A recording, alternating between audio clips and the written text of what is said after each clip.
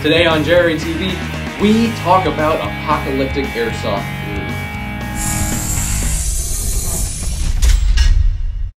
What is up, guys? It's Noble here from Jolly Roger Airsoft, and today we are going to be talking about Apocalyptic Airsoft rules. These are the rules you would play by if you went to Revelations at Apocalyptic Airsoft.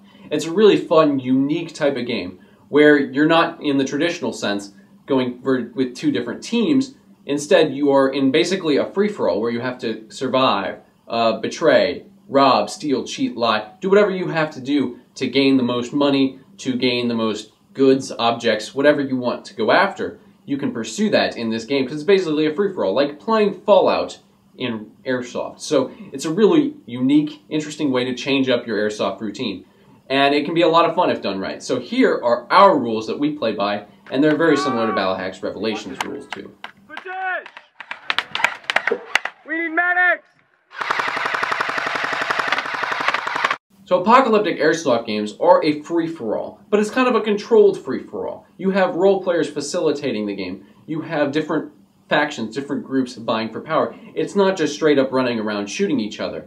You are trying to maneuver to get the most coins. You're trying to get the most bottle caps or stim packs, or you're trying to really dominate certain areas, create a home. Whatever you want to do in this game, you can. So it's not a free-for-all in the sense that you're running around shooting everybody you see. Instead, it's really more of a free-for-all where anyone can kill you at any time. There is no friendly fire in an Apocalyptic Airsoft game, and that's why you have to be on your toes all the time. If you screw someone over, they can come back and kill you. It makes things a lot more interesting when you're playing. It really adds a certain level of diplomacy to it. You have to kind of be tactful and know what you're doing and understand that your actions have consequences. Have no fear, gentlemen. These townsfolk can't handle the will of the sanctuary. So there are two main elements in an Apocalyptic Airsoft game. There are role players and there are regular players. Now these two are not fighting. The role players are really there to facilitate gameplay. Their job is to make the players trade, to give the players quests, to really move gameplay along, to help the players have incentive to go out and do things, to kill other players. They can level bounties, they can create trade, they can raise armies if they really want to. And role players can have objectives of their own set by the people who assign them role players. Now, the people in charge of the game, the people running the game, will usually set their role players beforehand and they'll talk about the game with them and everyone will have a good idea of what's going on. The role players are really a part of the staff and they will be working with them to kind of make the game fun for everybody and giving out those different quests and items and stuff. But role players can have different objectives. They can want to have superiority over another role player if they really want to, like in Apocalypto 2.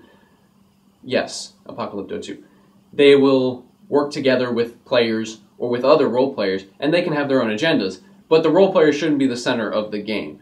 You really want the regular players to be the center of the game. The role player's job is to enhance the game. The role players want to be characters that the regular players interact with. So if you're putting on a game, assign your role players carefully, and don't make too many role players. If everyone's a role player, then it doesn't really matter. Keep a small amount of role players relative to the amount of regular players you have. Because the role players are really there just to enrich gameplay and to make it more immersive for the other players, to give them characters to interact with. A good example of a role player is a merchant. You can have a merchant traveling around the game, selling different things like water or food or ammunition, or they could be selling quest items, stuff like that. So merchants are a good example of role players. Now, role players are not necessarily invincible. A lot of times they are. At Revelations they are. Or you can have different rules for them, like they go down for a minute, but if no one touches them, they come back up, and they can only be captured. They never truly die. So role players don't respawn. They are largely invulnerable. That way, they don't just get killed randomly. They're not really a part of gameplay. They're characters that the game players interact with. So create your own special rules, but for the most part, role players cannot be killed. You got a video camera. Hey there. Now, regular players are the backbone of any game like this. You want to have the most players be regular players. If you have too many role players, it won't be a good game. So, the regular player's goal is basically to do whatever they want. They can acquire currency. They can trade. They can create their own merchant stands. They can do pretty much whatever they want. If they want to raise an army, a faction, they can, and they can try and rule the wasteland. It's basically whatever the regular players want. The regular players drive the game. They can take quests from role players. They can trade with role players. but the regular players are the ones playing. They're the ones interacting with the others. They're the ones going out and killing people. It's never a good idea for role players to straight up go out and kill people, because then people get angry, and the role players have a large amount of power. So don't let the role players go out and kill people. Have the role players make other players go out and kill them and make it interesting. So the regular players can be doing a lot of different things, but they can be incentivized to gain the most money, for example, by prizes. So if someone gains the most money at Apocalypto, we give them a nice sentimental prize. I know at Revelations there were a couple quests that if you completed the quest all the way through, you got a special prize, a gun or something. I missing a water bottle. That's important for me. Now here are some of the basic rules we use out there in our game. When a player is hit, it's one hit to anywhere on the body. Gun hits don't count, but any hit on the body or gear, you go down for 1 to 2 minutes depending on how many people there are. Now, during that time, they can either be revived or looted. Now, if they're revived, they need to be revived by another player, a live player, with a stim pack or med pack. Now, these are designated beforehand. They can be any small item that would resemble a med pack around your house or in a home improvement store, something like that. They can be small and cheap, but you don't want to have too many of them. So put out a small amount of med packs for the players to fight over, and then they will become very valuable commodities. Yeah, I think we'll do that. Now, med packs can take 60 seconds to revive. Doesn't matter. But if a player is not revived, they can be looted by the player. You can loot and revive, but if a player wants to be looted, they need to have a gentlemanly agreement to loot peacefully. Now, if you're being looted, it's just a game, so give up your stuff. And if you are looting, don't force yourself on them. Respect their privacy, and just treat them with respect. Even if they, deny you permission and they say, just don't touch my stuff, just walk away. It's not that important. It's just a game. At the end of the day, it's just a game, so don't get too worked up about looting. Now, it's a good idea to set a cap to how much that can be looted. Say 5 bottle caps or 10 bottle caps and 1 special item. That way, people aren't losing all their stuff every time they die, and they're more willing to call their hits if they know there's a limit to the amount they've been looted. If they can just be looted for everything, then people will not call their hits because they don't want to lose all their stuff, and it makes sense. So set a limit to the amount that can be looted. Do that at Ballahack, we do that at Apocalypto, and it works very well.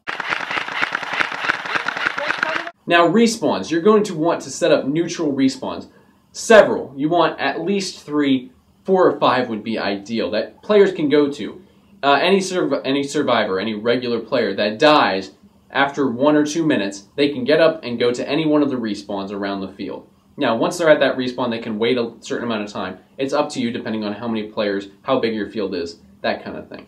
But once they get there, they get respawned in-game, and you want to set up multiple different respawns and make those respawns neutral areas where you can't loot or fight. So set up a safe zone around those areas where you cannot loot or fight, and it'll just help a lot. And the more respawns you have, the more options the players will have, especially if one respawn is being contested, you can go to a different one, and you will, you won't die instantly. So set up multiple neutral respawns that any player can use. Fudge. So there are a lot of different things that you can do to really enhance the immersion of the game.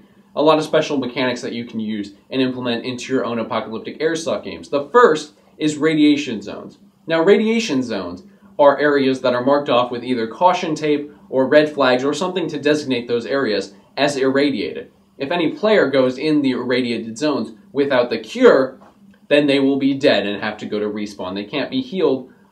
They will just have to bleed out for 1 minute and then go to respawn. Now, you can hide different objects in there, very valuable quest objects in irradiated zones, and force the players to get the cure. At Ballahack, the cure was 2 gloves, a white glove and a blue latex glove.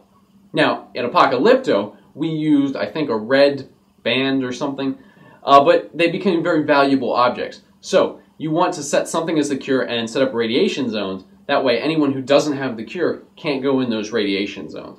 It just adds another level to the gameplay and adds some special touches that you wouldn't see in a normal game and forces players to trade with each other. Finally, we have control groups. Now, control groups are basically role players that defend a certain area, kind of creating a neutral zone, like the town at Ballahack. They have role players in the biggest building who are there. They can be killed, but they respawn in the building, so it's pointless to shoot at them.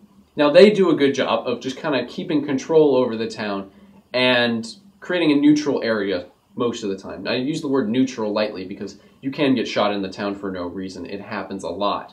But they do a good job of just keeping an area there with a control force that that team serves as.